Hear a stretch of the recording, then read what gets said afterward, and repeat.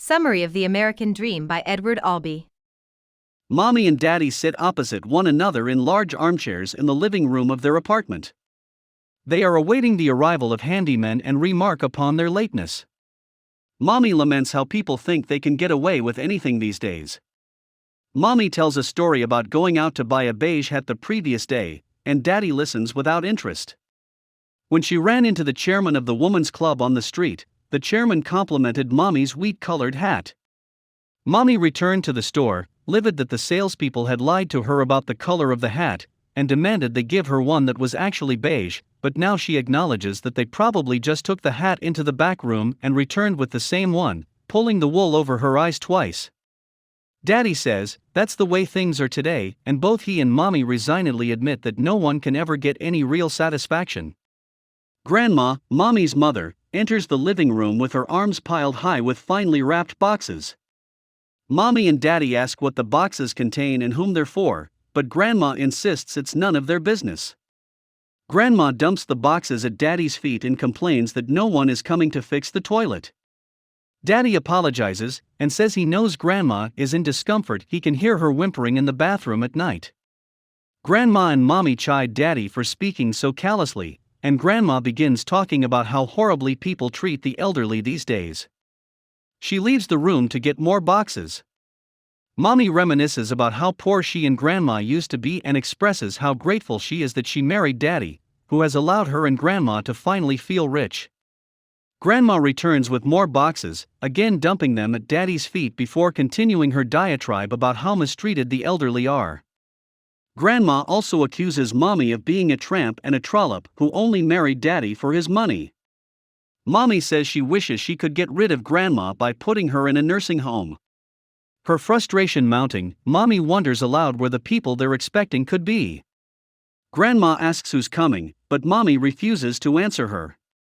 To distract Grandma, she compliments how nicely wrapped the boxes are. Grandma sighs and says that though wrapping the boxes hurt her fingers, it had to be done. When Mommy asks why, Grandma echoes Mommy's earlier refusal to answer her own question, and says it's none of her business. The doorbell rings and Mommy excitedly urges Daddy to answer the door. Daddy, though, seems hesitant and even fearful about letting whoever is on the other side of the door in. Mommy urges him to be masculine and decisive and open the door. Daddy, spurred on by the compliment, gets up and answers the door. Mrs. Barker breezes into the living room. Daddy asks her to come back another time, but Mrs. Barker refuses to leave. Mrs. Barker comments on how unattractive the apartment is. It's clear that Mrs. Barker is there to perform some kind of service for Mommy and Daddy, but she won't reveal what it is. Mommy and Daddy seem confused by her presence, and Mrs. Barker clarifies that she's the chairman of the woman's club. Mrs. Barker too, though, seems unable to deduce why she's come to the apartment, and she asks if Mommy and Daddy would like her to clear away Grandma's boxes. Grandma tries to speak up, but Mommy hushes her.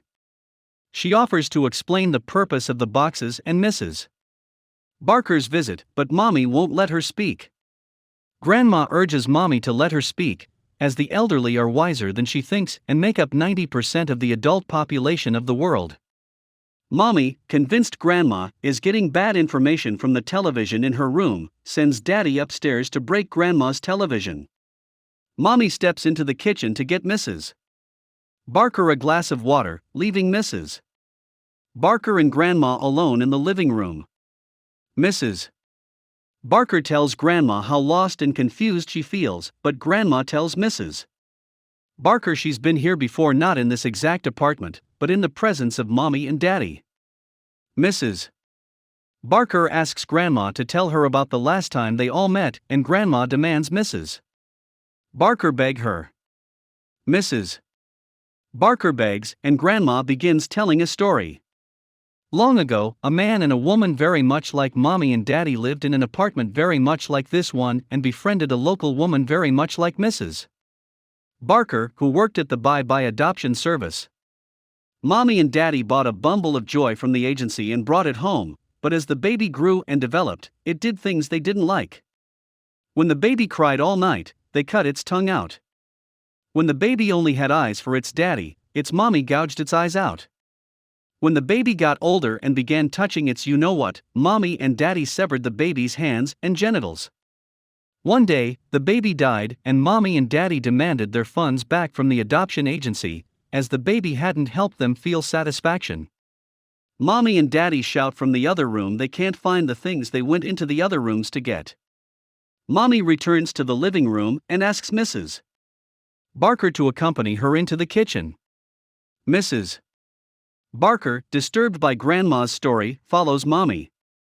The doorbell rings again, and Grandma shouts that the door is open.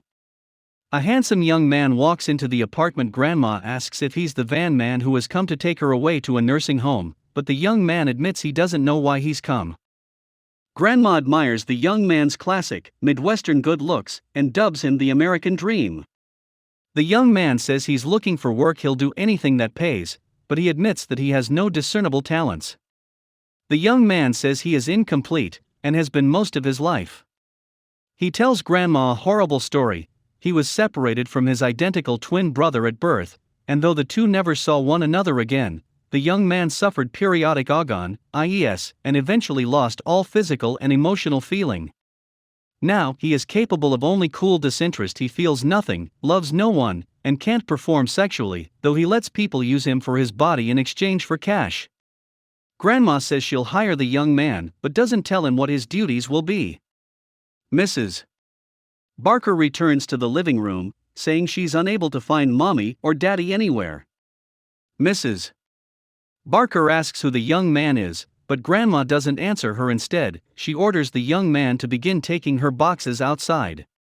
The young man scoops up an armful and carries them out the front door. Grandma tells Mrs. Barker to come closer. She knows how she can find a way out. Grandma whispers a secret in Mrs. Barker's ear, and Mrs. Barker applauds Grandma's wonderful idea. Mrs. Barker goes out of the room, calling for Mommy and Daddy. The young man finishes putting Grandma's boxes outside and asks what he should do next. Grandma tells him to help her outside and to then return to the living room and stay put. The young man helps Grandma outside. Mrs. Barker, Mommy, and Daddy return to the living room. Mommy wonders where all of Grandma's boxes are, and Mrs. Barker tells her that the van man came to take Grandma away. Mommy grows hysterical and begins calling for Grandma. Grandma, from offstage, peeks her head into the living room and tells the audience how much she's enjoying watching Mommy cry. The young man re-enters the living room and Mrs. Barker presents him as a surprise for Mommy and Daddy. She reminds them that they've always wanted a Bumble to bring them satisfaction.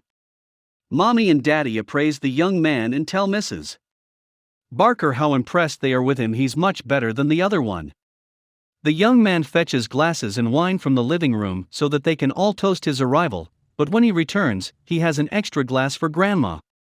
Mommy, seemingly having forgotten Grandma, asks why there's an extra glass. The young man apologizes for miscounting. Mommy raises a toast to satisfaction, and seductively volunteers to tell the young man all about the other Bumble later on that evening. She says there's something familiar about him, something she can't place. Grandma steps out into the middle of the stage and, directly addressing the audience, says it's important for the play to end now while it's still a comedy, and while everybody's got what he thinks he wants. About the author. Born in Virginia and adopted shortly thereafter into the wealthy Albee family, Edward Albee never felt fully at home in his adoptive family. As he bounced from school to school throughout his teens, racking up expulsions from military academies and private schools around the country, he struggled against authority. He ultimately graduated from the prestigious high school Choate Rosemary Hall, but at Trinity College in Connecticut, he was expelled again. Albee moved to New York's Greenwich Village, a bohemian epicenter of arts and culture, where he began composing plays which criticized American society. Albee, though openly homosexual, never considered himself a gay writer, but rather a writer who happened, to be gay. Nevertheless, his plays often exposed and lampooned the dark side of traditional heterosexual unions, and the simmering unrest just below the surface of the idyllic American family. His best-known works include the 1962 play Who's Afraid of Virginia Woolf?, which has endured as a hallmark of contemporary American theater, as well as The Zoo Story, Three Tall Women, and The Goat, or Who is Sylvia? Albee was the winner of numerous awards including the 1963 and 2002 Tony Awards for Best Play, the 1967, 1975, and 1994 Pulitzer Prizes for Drama, and a 1996 National Medal of Arts. Albee died in 2016 in his home in Montauk, New York. With Lifetime Achievement Awards from the Lambda Literary Foundation, the MacDowell Colony, the Drama Desk Awards, and the Tony Awards, Albee remains, indisputably, one of the seminal and foundational voices in modern American theater. Hope we summarized it fully and you liked it. Please hit the like button and subscribe to our channel so that we are motivated to create more videos.